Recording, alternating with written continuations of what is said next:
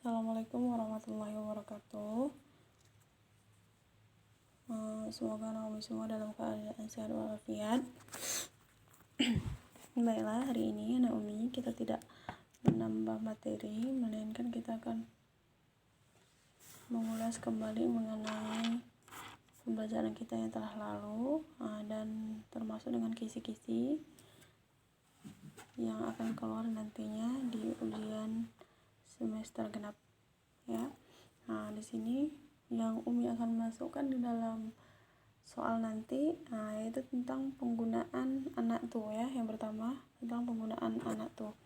Penggunaan anak tuh di sini seperti yang sudah kita pelajari.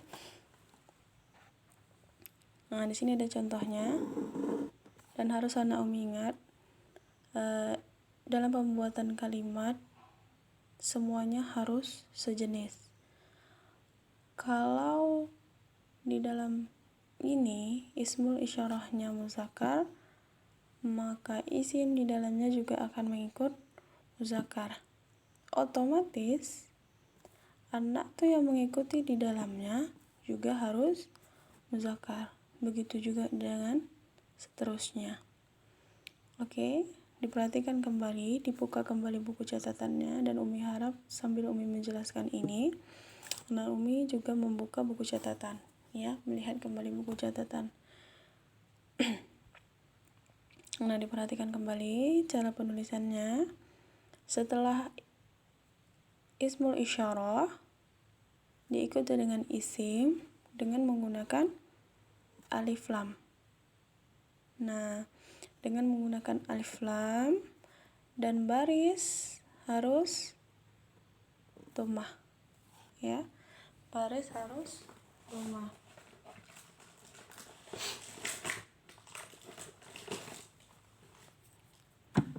Dan diikuti dengan anak tuh. Nah, ini namanya anak tuh yang wasiun, kabirun, apalagi banyak, ya. Dihafal dan dihafal. Jangan dilupakan. Nah, kalau anak tuhnya garis belakangnya adalah dhamma tain, harus diingat. Oke. Nah, sampai di sini. Kemudian lanjutkan dengan penggunaan warna pada kalimat. Nah, Naomi di sini penggunaan warna seperti yang Umi katakan tadi. Dalam pembuatan kalimat harus selaras dari awal hingga akhir, ya. Kalau ismul isyarahnya ini, misalnya contoh pertama kita bahas, misalnya ismul isyarahnya ini muzakkar, maka isim setelahnya juga harus muzakkar, diikuti dengan warna yang di belakangnya juga harus muzakkar. Nah, dalam warna kita udah pernah mempelajari muzakkar mana-mana saja yang digunakan. Nah, dibuka kembali catatannya, jangan sampai lupa. Oke. Akhdaru, azraku diawali dengan huruf alif di depannya, itu muzakkar biasanya. Azraku. Tapi kalau dia yang muannas, nah seperti ini kan muannas, diawali dengan hazihi, kemudian di sini ada az-zahratu, jelas dia muannas karena ada ta marbutah. Nah, kemudian dengan hamra'u. Dan biasanya warna, bukan biasanya, hampir semua warna yang muannas akan diakhiri dengan huruf hamzah di belakangnya. Yang ahmaru menjadi hamra'u, yang akhdaru kalau nanti muannas menjadi khadra'u. Nah, seperti itu, diulas kembali. Oke? Nah, kemudian apa lagi? Nah, nanti dalam soal dalam penggunaan anak tuh dan penggunaan warna pada kalimat ini tidak begini. Tidak lagi Umi suruh membuat kalimat full, ya. Hanya Umi nanti paling ada di dalam kalimat itu misalnya hazihil kursiyu titik-titik. Apa misalnya? Anak tuh yang cocok untuk itu.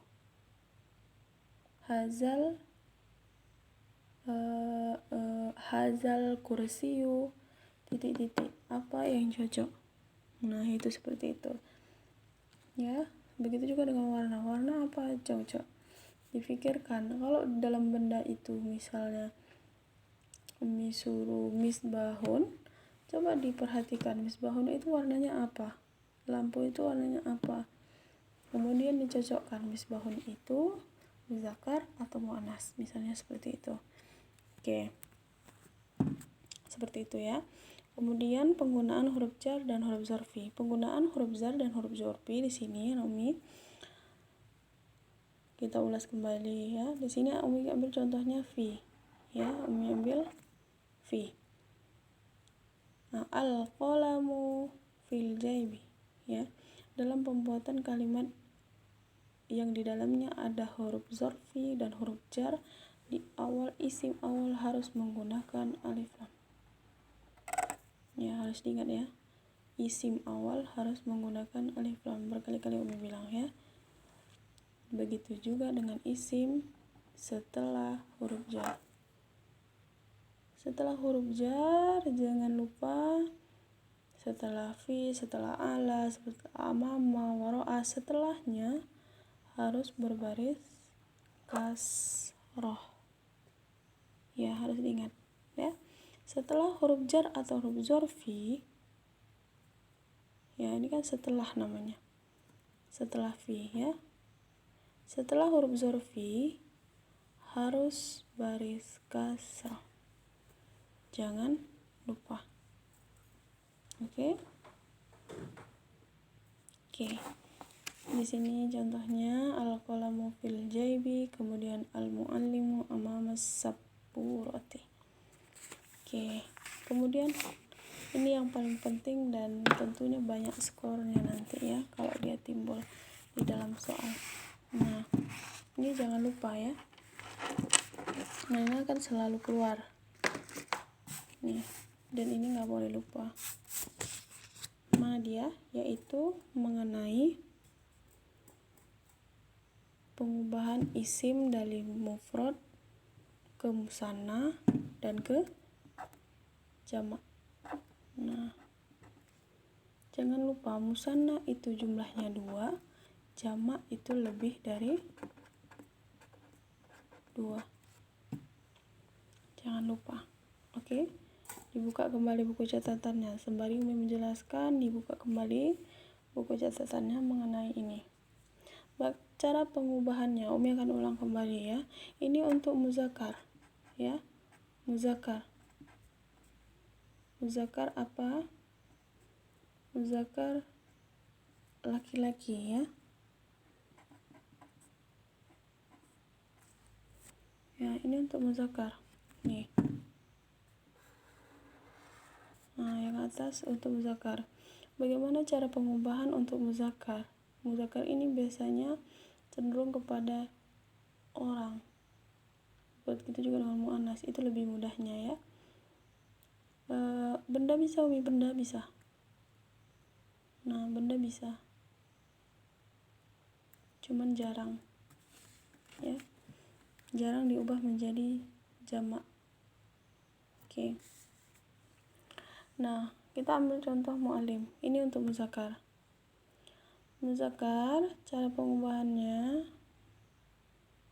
mu'alim yang musannanya, cara pengubahannya mau dia muzakkar, muannas ataupun nanti ada tentang jamak taksir, itu sama musannanya, cara mengubahnya sama. Tambah alif di belakangnya, kemudian tambah nun baris bawah. Tambah alif, tambah nun baris bawah, jadi mu'allimah nih. Yang tadinya mimnya ini masih tertutup, masih dhamma, cara mengubahnya tambah alif, kemudian tambah nun baris bawah. Jadi mim yang tadinya tertutup menjadi fathah. Mu'allimah nih, seperti itu. Kemudian cara mengubah jamak di muzakkar sangat gampang. Ya. Dirubah dibukalah tadi dommatainnya menjadi dommah biasa, kemudian ditambah dengan waw mati, disusul dengan nun baris atas, jadi muallimuna, seperti itu. Nah, sekarang yang muannas. Oke. Yang muannas kita ambil contoh saburatun. Saburatun dengan ciri-ciri muannas ada ta marbutah di belakangnya. Udah jelas kalau dia ada ta marbutah di belakangnya, insya Allah dia adalah muannas, isim dalam bentuk muannas atau perempuan. Cara mengubah musannanya sama seperti yang di atas, tinggal tambah alif dan dia berubah menjadi fathah, kemudian nun baris bawah belakangnya. Nah, jadi dua bentuk, menjadi dua papan tulis tadi, dua guru laki-laki. Nah, kemudian bagaimana cara merubahnya ke jamak? Dibukalah dibukalah tambah ro, ditambah alif, kemudian dibuka ta tadi menjadi ta biasa. Ya, tadinya tanya dommatain. Kemudian dibuka menjadi ta biasa. Dommatain ditutup dengan dommatain. Nah, jadi saburatun untuk yang muannas. Nah, ini ada jamak satu lagi. Nah, ini jamak seperti ini hanya untuk isim-isim tertentu yang mungkin udah banyak juga Umi catetin ya. Masobihu. Nah, ini harus dihafal. Nah, ini nggak bisa kita rubah-rubah dan ini sudah ketetapan seperti ini. Oke, sampai di situ penjelasan Umi. Nanti mungkin ini tentang musanna dan jamak ini dalam bentuk soalnya. Ada yang Umi kosongi musannanya, ada yang Umi kosongkan jamaknya. Jadi yang kalian isi mungkin hanya satu aja. Nanti mufrad dan musannanya ada, jamaknya nanti yang kalian isi. Ada yang jamaknya ada, musannanya ada, tapi mufradnya nanti yang kalian isi. Ada ya seperti itu. Nah, jadi harus dilatih ya. Oke. Syukron atas perhatiannya. Banyak-banyak belajar di rumah, banyak-banyak berlatih. Oke. Assalamualaikum warahmatullahi wabarakatuh.